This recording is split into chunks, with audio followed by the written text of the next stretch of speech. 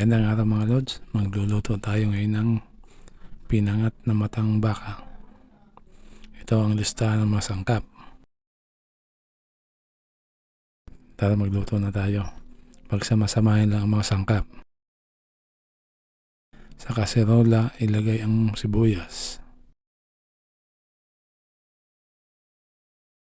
bawang,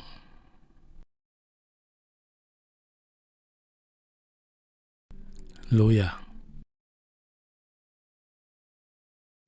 paminta,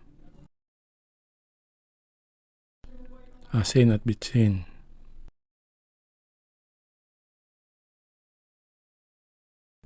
at ang matang baka.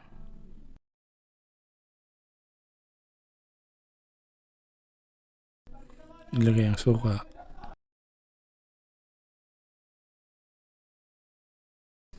cooking oil,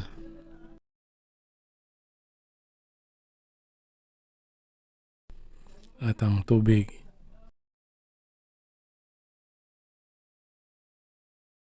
Takpan at pakuluin ng 10 minuto.